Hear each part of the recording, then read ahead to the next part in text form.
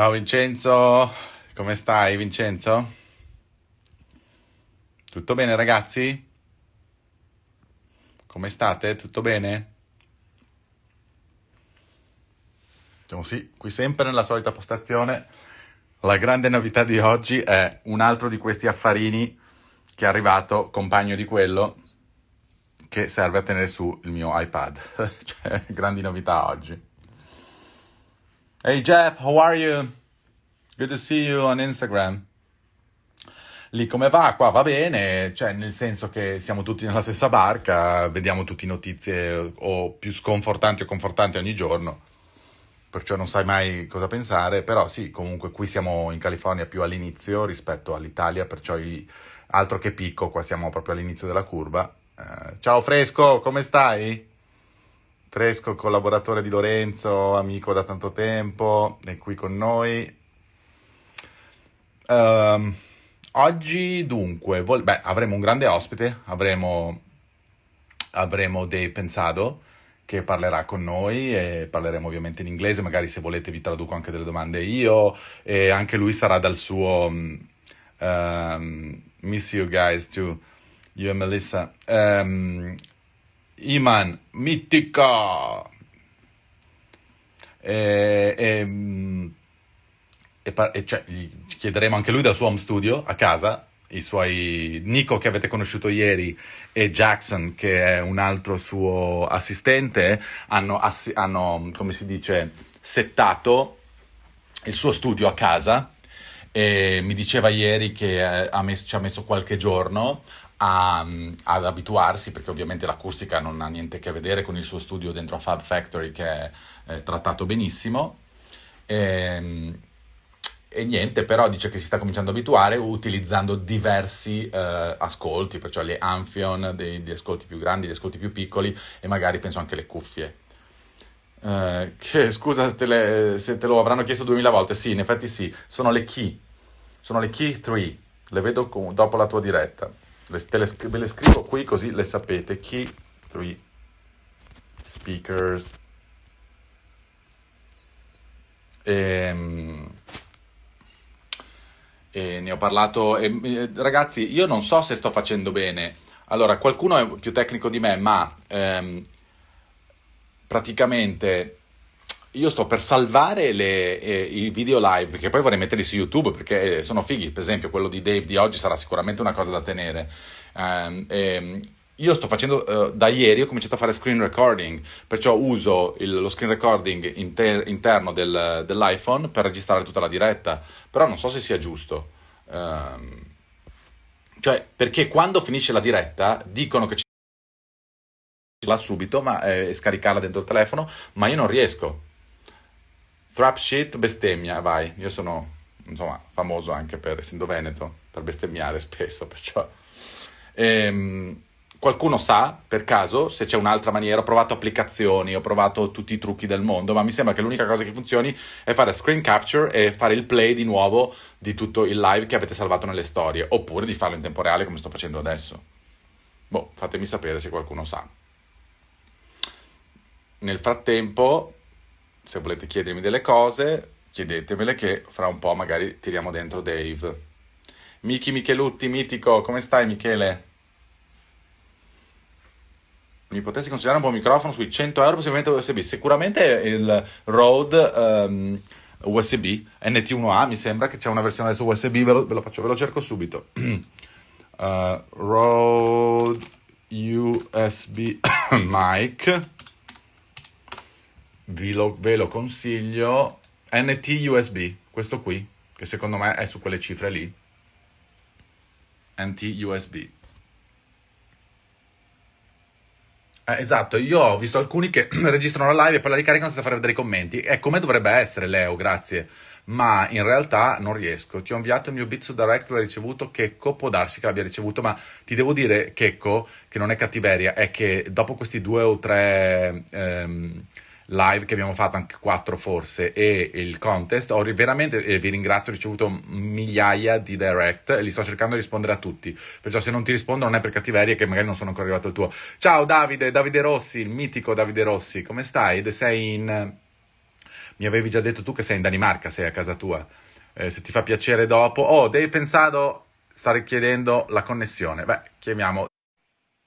Should get this. Il Neumann, oh, sì, l'ho acquistato per registrare a casa, il Neumann. Hey, Dave! Good to What's see up? you. Wow, that's a You beautiful room too. where you are into. Oh, thank you so much. Thank you so much. Is that Uh, your, like, what, living room or what? I don't know what it's called. I'm not a big decorating guy. It's a room with some bricks over there. That's all Yeah, I but know. those are beautiful bricks. I mean, compared to all the other home studio I saw these days, like in mine too, they're normal rooms. That seems like legit. Well, it probably looks nicer than it really is. Um, I'm sitting directly in front of me is my little attempt at trying to have a studio. But yeah, I don't know what it is. It's just bricks, and there's a fireplace there too, Oh, so wow. that's kind of nice. So, what about the acoustics? How do you feel like trying to mix right there? I'm having a little trouble. Um, I probably should know more um, about acoustics by this time in my life. I realized when I first went over to Fab Factory that I didn't really know much about acoustics and how to treat rooms and stuff. So I bought Bobby Ozinski's book on I think Hmm. it's called the Studio Builder's Handbook. It's incredible. It's got all the information you need, and it's got the math at different levels, so you can get started. But I I I I had to learn a little bit about it. Yesterday, you had Nico on, and Nico has gotten really good at it. He's actually 100%. helped several people build it. So right now I have no treatment in my room. I think you're the same way. I don't think you have any treatment either right No now, do treatment. you? So what I did was I just did the old school. I just moved around till I felt like it sounded good, and I've got little markers everywhere where I know where to sit. Over to my right, I've got a little piece of blue tape that I know that's where my ear needs to be, and so I found a spot where it sounds pretty good, And What kind of um, speakers are you using right now? well, um, I'll show you. So Oh, here's wow. here's my Amphions, Hmm. and then of course, thanks to you, and thanks to IK Multimedia and Dave and the guys over there, I'm rocking my little MTM's, and Those are great. they're good. And then um, my ref tones Wow. that that I love, and over here I'll show you my blue marker. If you look in the bottom right of the screen, you'll see the blue piece of Yeah. tape where I need to keep Yeah, my head. yeah, yeah.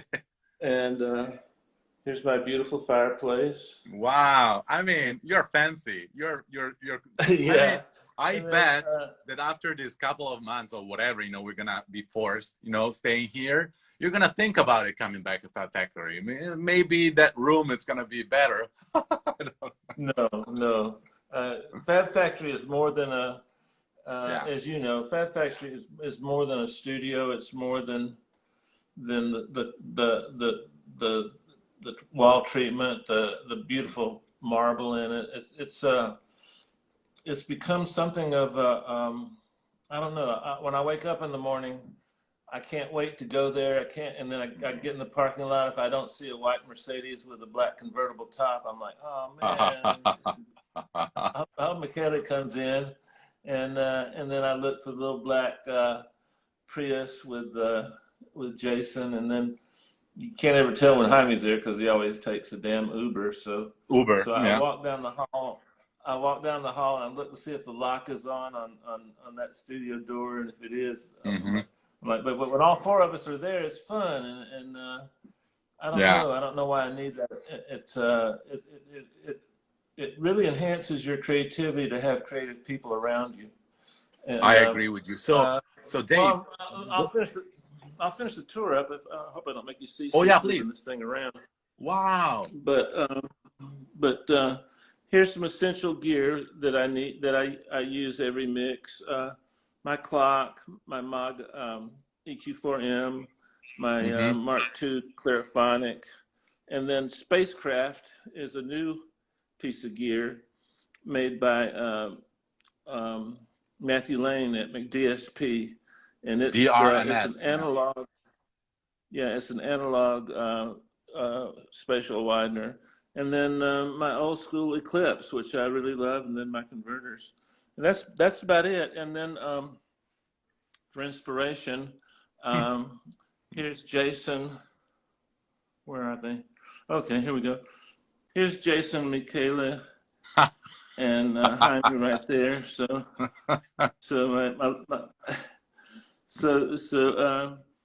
you want to guess which one's Michaela? The Michaela's the ones. one in the middle, piano Exactly. player. That's It great. reminds me of home. It reminds me of home. I'm from South Florida, from Ybor City, and from Miami area. And these are my little Cuban musicians. I always try to put a little bit of Cuba in everything I do. Some people think because of my accent that I'm not Spanish.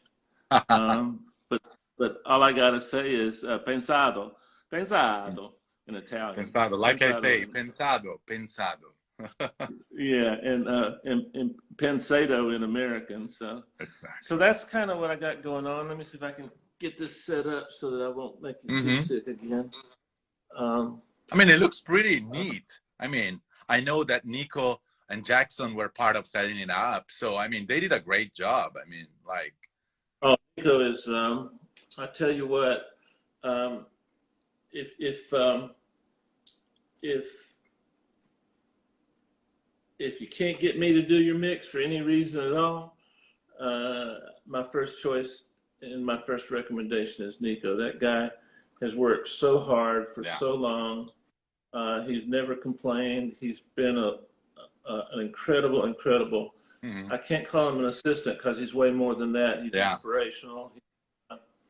He's the perfect alpha male. He sees something that needs to be done. He just does it, and his skill set is incredible. He's really, really, really doing some great work. I And also would say about Nico that there's never been one day in 3 years where he was sad or negative about something. It was always, positive and cheering us up. Always, And that's a pretty great, like gift to have, because some days we are not, as bright well, or yeah. I'm uh, I'm not the easiest guy to work with, and I chose that preposition with because I don't. My assistants don't work for me; they work with me, Hmm. and I've been hard on Nico sometimes, and not intentionally, and sometimes you know how the pressures get to us, Michaela. And sometimes the closest person around gets the benefit of that anger and stuff, and he always absorbs it. Um, he always anyway. He's just great. He's great, and I'm Yeah. so happy that he's now going out on his own and he's doing great work. And if you Well, need to get to him and you can't get to him, get to me and get to you, and we'll both get you to Nico. listen, so you were the first one telling me about the new Pro Tools. So did you install it? No, Oh no. I'm afraid. Well, you know my philosophy. Yeah. I wait till you like it, and then when you come in my room and I hear, oh, yeah, porco, turco, I don't know what and I don't. But when you come So in and you'll go, oh man, it's got this feature, it's got this feature. You need to install it, and you probably might not remember this, but the last two times we had a Pro Tools upgrade, I was kind of I was probably about 3 to 4 months uh, and I still haven't installed it. And you walked in my room and installed it for me. And Yeah, one time I I probably, remember that. Yeah. I'd probably still be on Pro Tools 10 if it weren't for you. But So this let me time I'll stop need a to just basically drive up to there and just install it. It's gonna be a little bit harder, little. but I'm gonna do it. So wait, so Yeah. this new one, the track folders are really, they were a needed Yeah. feature, like, and the way that they implemented the track folder, feature is great, because we already discussed about that, but just for people, the way that you can do track folders simply as an organization, like thing, or they can be a mix between an aux and a folder. So they can even go pass audio through the folder. So that way of implementing it, it's very smart. So they did it. It took them like probably a couple of years more than all the other people, but I think that it's very smart how they did it. Yeah. Yeah. It seems like I've been I've been a part of Avid in one way or another probably since the mid '90s, and so I've seen I've seen like three or four CEOs come and go. I've Mm-hmm. seen dear friends come and go, and that hurts me because Avid gets a bad rap sometimes, but they don't deserve it. They're doing the best they can with what they've got in a time period Mm-hmm. where things can be tough. And there's some great people that have been working there and are still working there, but um, it really feels like they're making an effort now to me, a little more so than we had a little period where it felt like they were just coasting. Mm-hmm. And that I don't think people understand how hard it is to run a business that like Avid. You can only do as much as your resources allow you to do, and looks like they're doing pretty good now. So I But think things are listen, better. also going through so many technological changes, because they were the leader when hardware was the king, when hardware, both, analog hardware and also digital hardware that was Hmm. needed to run Pro Tools, with basically TDM speakers. Elia, Oh, hey, yeah, what's up? It's Elia, Dave. a bowling video game? I don't know if I have a bowling What's up? video game. I mean, I can, maybe Mama can help you. Let me see. Sorry, Dave. That's all right. Okay. I'll Okay. keep I'll keep talking. No, what I want to tell you is that to go through and still be relevant, a big technological change like, needing TDM cards and HDX cards to now where everyone is working natively, working without, Yeah. and even on the video side, going from Avid, when, you needed this like $100,000 workstation, with hardware dedicated, and going through a Yeah. stage where now everyone is using software and Final Cut and Media Composer directly and still be relevant, it's very, very hard. Yeah. Yeah. I agree. I agree. Let me change the subject. So Yeah. um, we're talking about home studios today, and we're talking about um, our journey through putting together a home studio. One of the Yeah. things that I've learned that might not have been covered with some of your other incredible uh, uh, Instagram live posts is the how your environment affects your creativity. And Mm-hmm. for me, the thing that I've missed the most since I put my home studio together is my friends. And so uh, I was talking earlier about walking into Fab Factory or driving into the parking lot and seeing the cars of my friends. And what we're doing today is a substitute for that for me. I had Yeah. a real big low in my life. I felt really, I've never felt like that before.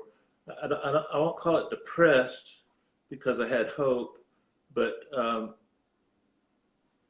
these sorts of things I think are very, very necessary in order to maintain contact with the people that you like and the people you respect and the people that give you inspiration. And so that's you and for me. And I wanted to thank you for doing Thank you. this. Uh, because it's the next best thing to walking across the hall and borrowing a cup of audio sugar, a cup of milk I for don't know my if I can coffee, curse the and same way I was cursing there, but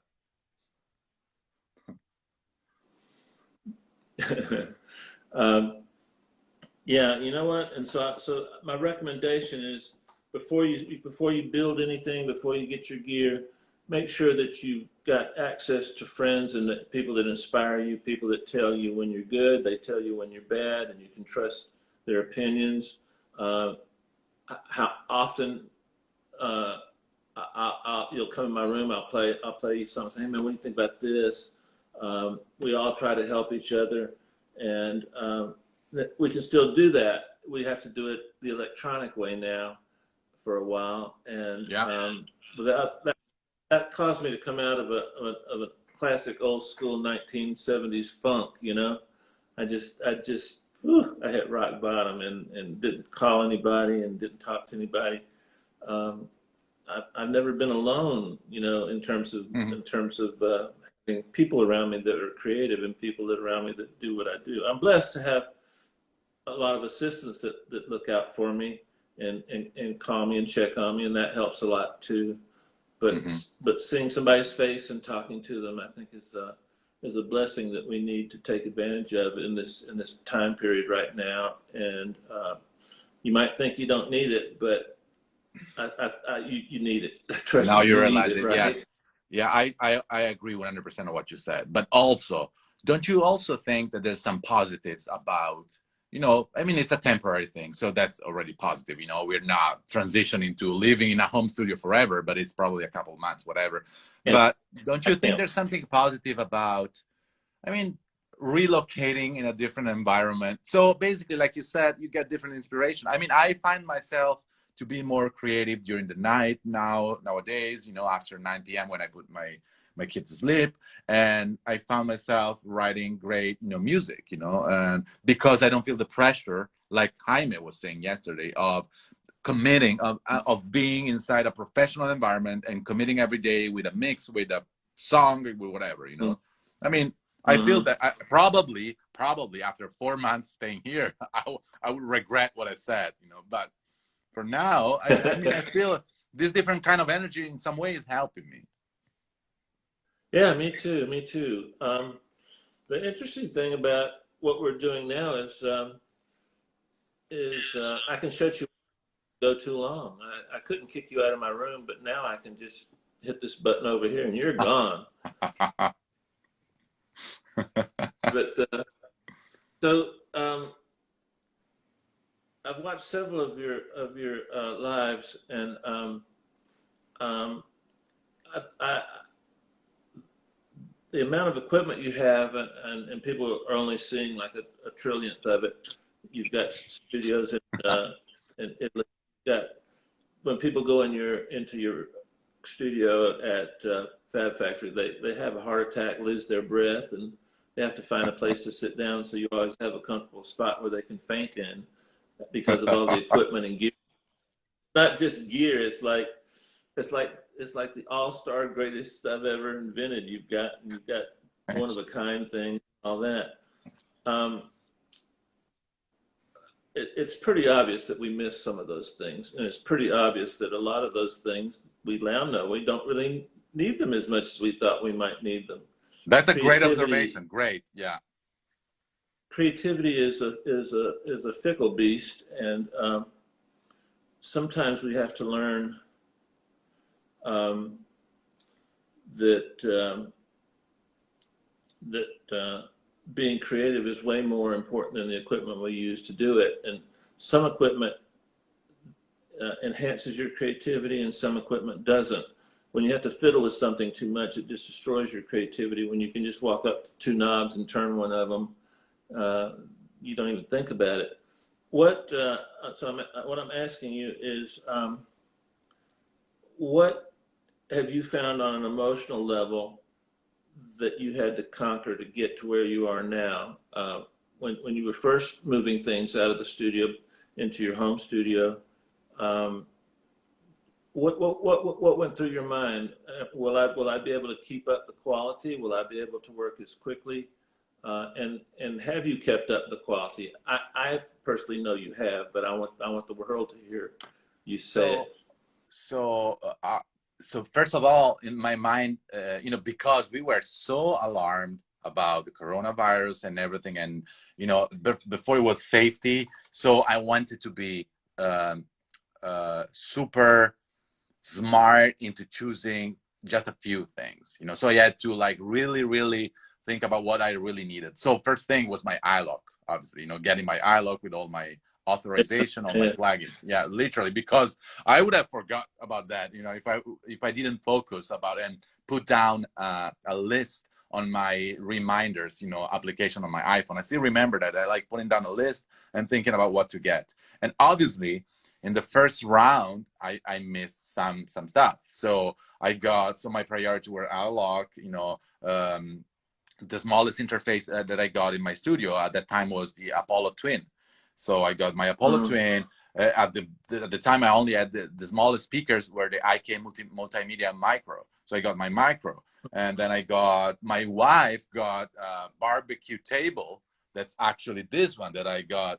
And luckily, was already here. See, this is like Uh, almost a barbecue table where I set up everything on. And then I thought uh, about, simply I thought about getting a keyboard, and luckily I bought this wireless Bluetooth keyboard, and then an M32, the small, instead, native instrument keyboard, and basically so, mhm. and that was my first setup, and then Start off the first top, or first what with your did you start off? I have a satellite telephone hookup, so I've got that delay. I'm sorry I stomp on you. But did you start off with a laptop, or did you bring your big computer first off? No, I'm still running my laptop on this dock, that I bought actually 2 years ago and I never used. So see that, like, my That's crazy disease about buying everything at some point in life, it's paying off, because this is so handy. You just put in it cools down the computer, and also the Thunderbolt. It basically brings out the Thunderbolt connections from the back. So it's a passive dock, but as you can see, you have two. I don't know, it's hard to see because there's a lot of cables, but there's two Thunderbolt connection right there. They go to a yeah, I see. Glyph Thunderbolt dock that I bought Uh-huh. 6 months ago. That includes a 2 terabytes NVMe inside. So basically, what I found is basically this is almost as powerful as my computer, used in this. And then I bought this wonderful, super cheap, $400, 34 inches ultra wide monitor, which it in some way Hmm. replicates my setup at Fab Factory. It's smaller and it's obviously Yeah. super cheap, but it's great, And on top of that, my first thought was quality. So how to be able at least to have, I mean, I wouldn't say the same quality, but still, a listening environment that was, enough good to make decisions. And that was at the beginning upgrading my micro to the MTMs because they have a little bit of room correction, so I could run the microphone and correct a little bit the EQ curve on the speakers. And the Right. Right. second step was bringing the key speakers here, because by nature they can adapt to rooms that are not acoustically treated, you know and so by carefully positioning them and moving them a couple of times, now I'm pretty confident, and obviously running my mixes through all my friends, so sending my mixes to Patrizio, obviously sending my mixes to Yeah. Pino, which and Right. maybe in the next few days sending my mixes to you and you sending your mixes to me. So that double, Yeah. triple, checksum, let's call it checksum, like the old days, or really helps, because everyone has different environments and everyone Yeah. is getting used to his new environment. What frequencies, or what range of frequencies did you find were the hardest to get to where you could trust your ears that you were hearing the correct thing? Yeah, Let's say top end, mid range, or low end. Which was the hardest I to would say get? mid low.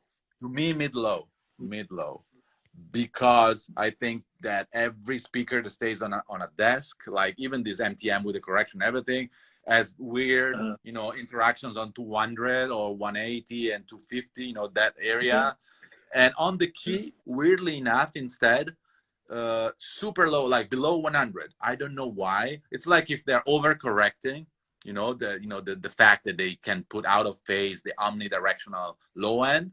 But so I'm Uh-huh. finding myself equalizing the key. So they just updated the firmware where you have linear phase EQ on top of the correction, almost like SonarWorks.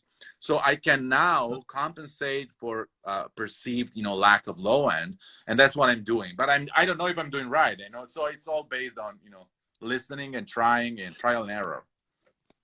Yeah. So you were not hearing enough 100, or are Not you hearing enough. too much? Not enough 100. Uh, Yeah, not enough below 100. Yeah. Weirdly, because keys are, I mean, especially in a room like this, they are pretty powerful. They are pretty powerful. yeah, yeah, that's interesting. And on an emotional level, what did you find the hardest to overcome? So emotional level, first thing, not having, it's weird to say that, but I think it's important. Not having a full scale keyboard in front or near me. Like I have my native instrument 88 keys, on Fat Factory, because Yeah, that's what I keep repeating, small keys, small music. You play on small keys, you don't believe in yourself. It's like if you don't have dignity playing. I mean, yeah, we say in Italian, devi fare di necessità virtù, which means you need to work with whatever you have, basically. So it's great that they made, these small, keys, on this yeah, M32 keyboard.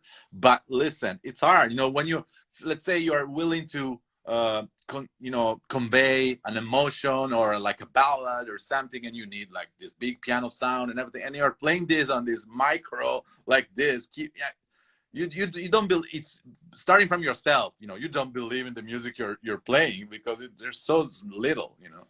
I don't know. So I miss that for sure. And then what I miss, I mean, can I tell you, I don't miss a lot. I mean, I love so much. I've been able to use everything inside my computer is powerful enough yeah, to run a lot of virtual instruments, a lot of, obviously it's not as powerful as my Hackintosh. That's why I brought, in the second round, I brought my Hackintosh. It's in my garage, but it's a pain in the ass of just setting up everything and connecting, and doesn't have Wi-Fi. So I need to run an Ethernet cable, and, so yeah, yeah. that's it. So I guess it's a lot like I'm a guitar player, so it would be like me having a ukulele to play. It's hard to play Back in Black on a ukulele. uh, but yeah, that's cool. That's cool. So if out there, all you guys that are out there and listening to us, by the way, thanks guys for piling on and listening to us. We really appreciate it. But the troubles can be overcome, the hardships can be overcome. And do you really need to worry about making a perfect mix? I don't think so. I think that a Jordan. lot of times, oh wow, Jordan, a lot of times we go for perfection, and perfection and structure are clearly the enemy of creativity. So what I'm trying to do is is not necessarily finish a mix perfect, but what I will do is I'll send it to my friends and get their input, and then when I send it to the client or send it to the label, it is perfect. But trying to make it perfect in an imperfect room is probably going to waste a lot of time. Just get as close as you can, trust your friends, help them do the same thing, and that'll save you a lot of hassle, a lot of time, and it won't affect your creativity. Because if you sit there and start worrying about your 80 and your 1.5, you're going to drive yourself crazy, and you're not going to really get a good creative product. And always remember, our audience can't hear hardly anything that we do. Michele will tell you how many times we've sat there with an artist, and I'm thinking, man, this delay throw is the greatest delay throw I've ever done. If they give Grammys for delay throws, I'm going to win a Grammy for this delay throw. And you sit there and like an hour later they haven't complimented you on your damn great delay throw, and so you just get pissed and you solo it and you go, man, check this Yeah. out, and they go, oh man, that's incredible, I never heard that. So don't sweat the details right now. Just try and make it feel good, make it groove, make it flow. Michele comes from a culture that's probably the most musical culture that's ever been on the earth. A lot of great. But for heaven's sakes, the Renaissance started in Italy. So what do you expect from music? It's a tradition, and then use the elements of your childhood. When you first heard that record that just changed your life when you were like 8, 9, 10 years old, just try to get that feeling again. Go back and listen to that record. That's a great suggestion. You know, reconnecting back to your youth basically, and what really, Yeah, you know.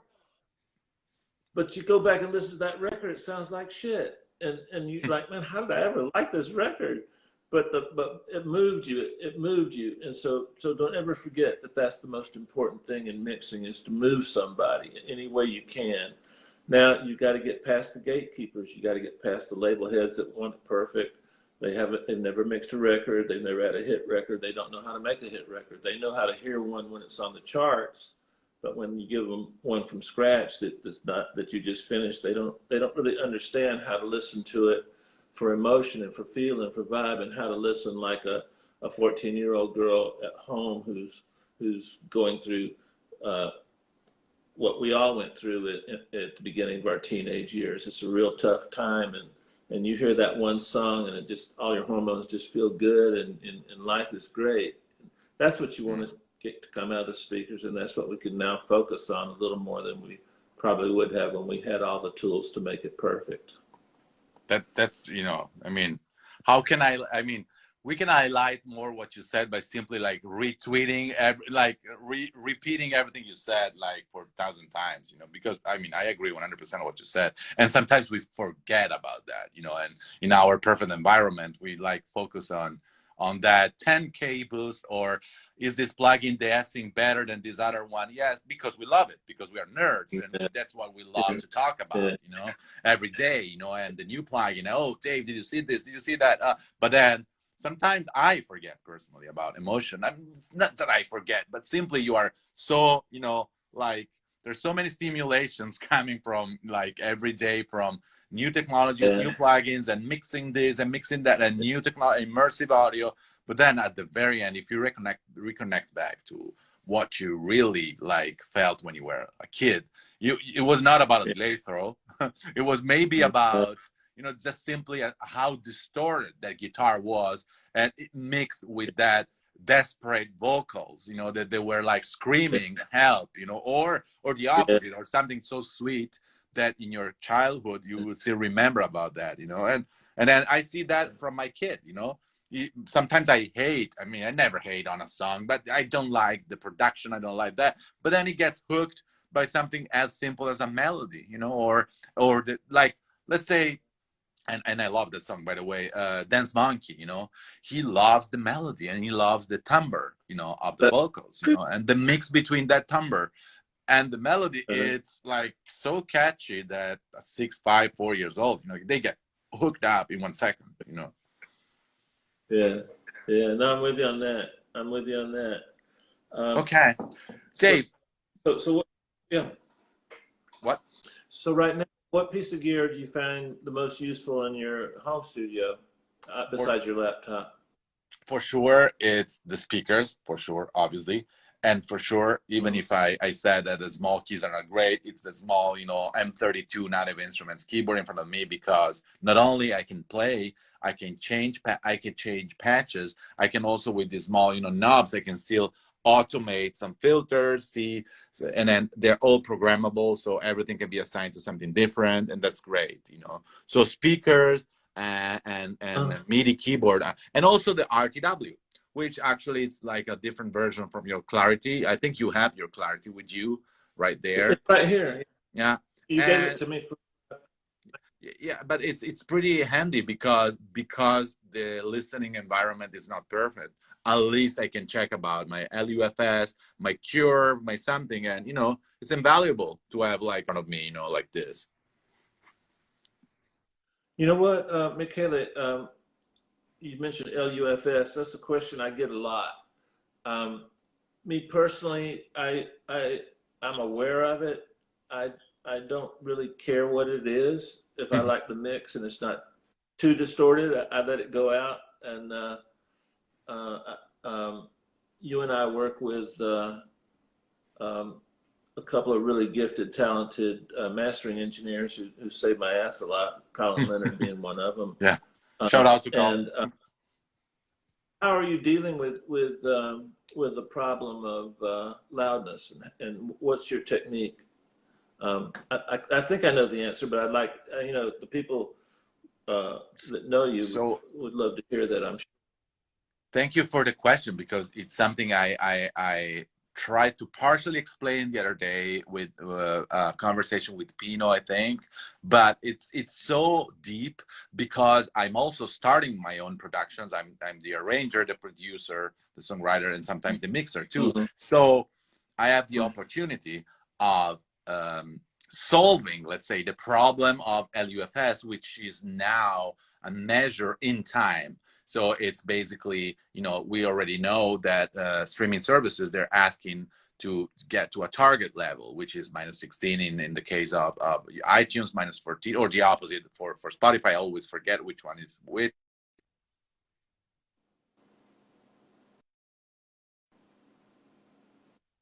Um, uh, Being the producer and the Let, arranger of the song, what?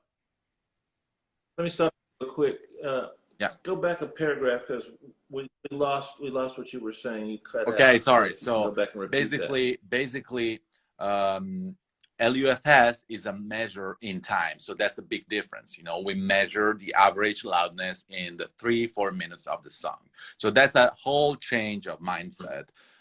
Before we were measuring, peak, and we were measuring RMS in the loudest spots in the song. So that was like during the Mm-hmm. big loudness wars, era, we were saying, oh, my mix goes up to -5. Oh, but I'm able to go to -4 in the chorus. Wow, but that's too much. The digital level, whatever. So now we Good can old days. yeah, good or bad all day. So now we can actually trick the system into basically arranging or producing the beat and the song in a way where we have areas of the song that are actually super quiet, like the bridge, like the intro, to have then the chorus hitting harder. So basically, because it's an average of those 3 minutes, if we are smart enough into arranging the song in black and white or in like quiet and loud passages, we can actually trick Mm-hmm. the final average level. So it really changed my way of working, where now it's not every song, but I try to focus and having a couple of areas in the song that are super, like they will lower the average. So let's say they will average on -14, -15 LUFS in the short, moment. So Mm-hmm. then to average, the song around -7. So we try to aim between -8, -7, on the average, on the general LUFS. That means that sometimes the chorus can hit up to -5, and the verses can hit to -8, and the intro can be -10, -12. Yeah. I try to get it as loud as I can without distorting, and then if I like that, I look over at the TC Electronic you gave me, and if I don't if I look at it and I'm going, that's all right, but I don't really care what the number is, other than I try not to get below 5, but Mm-hmm. I put stuff out below 5 and it still sounds good. Um, Another question: how important is it to you when you, and this is just for me, I like to know this. Uh, I've mixed one or two of your tracks, and they just feel so good.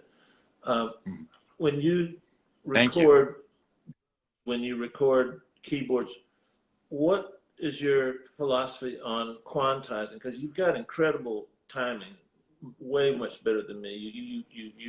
You hear details of timing issues that are beyond my ability to hear.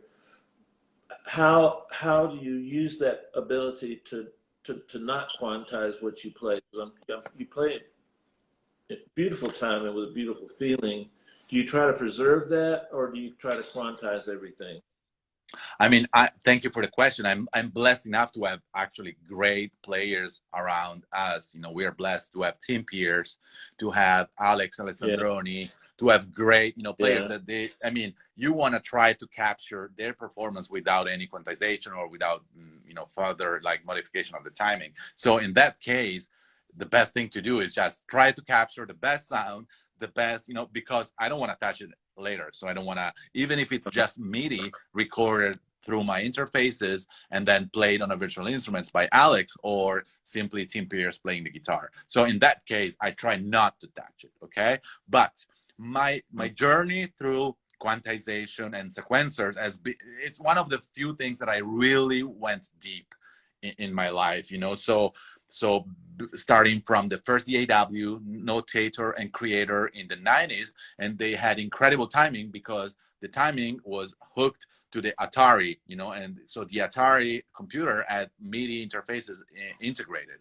So that was integrated into hardware level. So, and the operating system at that time was not a multitasking operating system. So there were no concurrent tasks working. So when the computer was playing a note, it was playing that note perfectly at that timing perfectly. Even almost overcoming the problems of a protocol like MIDI, which is, as we know, serial and pretty slow. So if you play more than 10 or 15 notes, you can actually perceive in some way that the notes are not coming exactly at the same timing, but they're a little bit, slightly, in uh-huh. series, basically. So then after those DAW, I switched to MPCs, and I loved the timing of MPCs because they were samplers. They were samplers that were basically playing the sample inside their memory, so they didn't have to go through MIDI protocol or something weird. And so I love that. And for a lot of records in the 90s and in the beginning of 2000, I used my MPC 2000, then I upgraded to MPC 4000 because to me they were capturing whatever I was playing, and even if I was quantizing what I was playing, the consistency of the timing, and we have to thank Roger Lane for that because he basically is the inventor of the first operating system of the MPC 60 and then MPC 3000.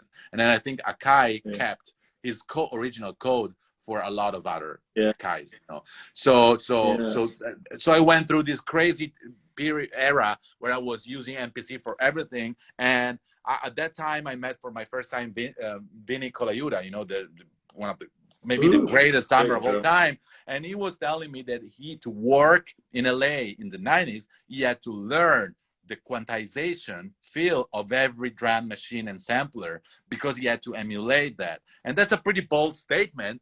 The problem is that Yeah, he then proceeded in Bologna in Italy to play over one of my MPC beat and literally having maybe a couple of hits in 4 minutes that were a little bit flammy. Everything else was it was one of the greatest experience. So that opened my mind to because at that time I wow. was believing that only the MPC could like be the perfect instead like a human being that studied like day and night. The great Vinny Colaiuta showed me that a human being could like hit every time at the same moment with a great groove, incredible. And Yeah, so to do a fast forward nowadays, what I'm trying, I use whatever I have in the sense that I use MIDI, no problem. Because MIDI is not perfect, I try to listen to what the MIDI output is, and then try to compensate for that with delay, with swing, with something, just simply by ear. Because after 20 years of programming sequencers and everything, I mean, I think I can basically recreate the feeling of every sequencer just by dragging, audio samples on the grid, basically, and then moving them around. But what I found also great is this piece of gear that I showed you called Inner Clock System, which is basically an Australian guy doing boxes that convert an audio feed that comes from the sequencer from a plugin that uses the old Sync 24 protocol and then converts that to a more accurate MIDI beat clock that then you can feed to all your old vintage gear or your modern gear. So basically, once I play on Pro Tools and this plugin is instantiated in my session, everything starts at the same time, all my MIDI instruments, and they go on time, almost sample accurate for 4 or 5 minutes, which to me, it's best of both worlds, because now you can overdub TR-808 or some kind of drum machine without feeling a flam or without worrying about aligning them thereafter. That's fascinating. I have no clue what you said for part of it, but I find it fascinating. When Dave Pensado says that, there's a problem. But I once talked to Roger Lynn and had the pleasure of meeting him. And he said that the reason the MPC 60 felt so good was that the clock was kind of loose, that he did the resource financially to make a more expensive clock. And the SP1200 was kind of the same way. It had a real loose clock. Remember that? That was a great drum machine too. Okay, listen. The next question is, how many, and if there's one, pieces of gear you regret selling? And for me, the first one is SP1200. I sold my SP1200 5 years ago, and I still to this day I regret that I sold mine. You know what? That's a great question. A great question. Probably for me, it was my Ampeg B15, the flip top bass amp. Oh, wow. You know, yeah, the B15. Yeah. The one that Universal Audio now is recreating inside. Yeah. It's really good, really good. I use it all the time. I use it a lot of synth basses, and I parallel into it. There's a couple of presets that I start with, and I regret that. For large parts of my adult life, I left home when I was 17 and been on my own, and my parents were wonderful parents, and I always knew that they would help me, but boy, they waited to the last minute a lot because they wanted me to mature, And so there were a lot of times when I was really poor, and I will say this: I never sold a guitar when I was poor.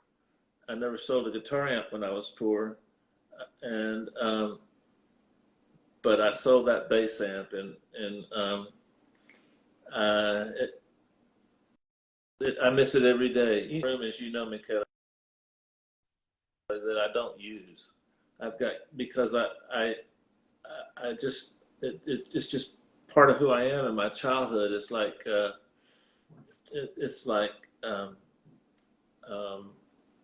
don't know. It makes me feel good. It makes me feel important. It makes me feel like an engineer to have my 2016 in the room, my original, which Mick Gazowski is probably the only human that has one that works now. Mine works, but boy, it's on its last leg. And then my EMT 250, what was the little robot on Star Wars? C3PO or the other one, yeah. Yeah, the other one. But every time Michele comes in my room, he flips the knobs. UAD has a great version of it. EMT 250. Yeah, EMT 250. So I'm probably the wrong person to ask, because I when it comes to equipment, it hurts me to sell something. It really hurts me to sell something. Mm-hmm. And so Dave, what's your favorite track you mixed mastered, if you remember? You know what? That's an unfair question, because that's like asking me who hey, my Lola. favorite child is. Huh? Just shout out to Lola. Yeah. Well, you know what? That's a bad metaphor, because I only have one child, and she's the love of my life. She's my favorite. But Probably my favorite mix is the one I'm doing tomorrow. Yeah. Um, um, I'm not the kind of person that lives in the past on any level. I've never gone back and dated an old girlfriend. I've never gone back and looked where I used to live. I've never seen my college campus since I left. I've never seen my high school since I left. I did go to one high school reunion and it was horrible, so I've never done that again. Even though I love my high school and love my friends from high school. High school was a great experience for me. And so there's some mixes that I really like for various reasons. Beautiful Christina, working with Linda Perry was an honor and so much fun. I learned so much from her. By and large, she hated everything I did, but we had a good run together. We did Get the Party Started That's a great and song. Beautiful.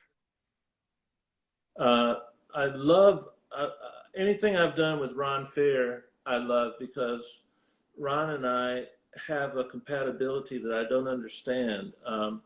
Ron Fair is one of the most, he could be the most brilliant executive that I know in the industry and I've worked for. He's got great executive skills. I've seen Ron bet his entire career on one song, and I'm not using that metaphorically. I'm using that he really, if that song didn't do well, he would have been in trouble.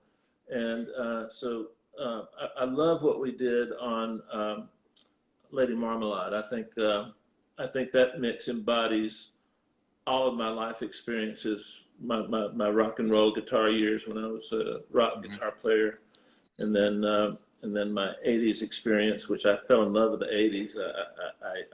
I'm probably the only guitar player on earth that tried to learn how to play synthesizers during the '80s. Anything Trevor Horn did, I copied. I like that mix a lot for the reasons that I don't know, when I listen to it, it's not perfect, but it brings back memories, I guess. The cowbell in it is from Mississippi Queen by Mountain, Leslie West. If you listen to that record, you'll hear that cowbell. And then I like Be Without You, Mary J. Mary J. Blige is an artist that I love her like family. She's vulnerable. She's frail. She has imperfections, but man, she can take one note and just move you. And Dave, I don't want to cut you off, but probably in 30 seconds, it's gonna shut off because you know there's a limit of 1 hour. You know, just to tell you that, yeah, just to tell you that. Take it home. I can go on forever, but thanks for having me on, Michele. I mean, it's incredible. Let's do it because we're gonna be constrained here for like probably a couple of months. Let's do it in the following week one more time because I love talking to you, and it's basically like recreating Fab Factory via. And I think a lot of people would benefit just by hearing two crazy guys talking about gear and experiences. And there's so many questions that people want. Yeah. Yeah. What you see here, everybody, is what we do on a daily basis when we're together at Fab Factory. We come on my podcast. There's thing. Big Unlimited, Big, is writing us. Yeah, come on to my podcast. Yeah, let's do it. Yeah. Okay. Keep doing this. All right. Well, listen, my friend, and Porco Dorco forever. I'll see you. Porco Dorco forever, and talk very soon. Bye. Right. Talk later. Privately. Bye. Okay. Ciao. Ciao. Thank you for doing this. Ragazzi, penso che in un secondo finirà tutto. Perciò, guys, it was a pleasure and an honor to have Dave here. And we will do it for sure, like in the next week. And I mean, bye, guys. If you have more questions, but I think it's going to cut off in literally 20 seconds. Check out my new guitar album. Do you mix exclusively in the box? Ok. Grandissimo. Ci sentiamo dopo, ragazzi, via Instagram. Bye.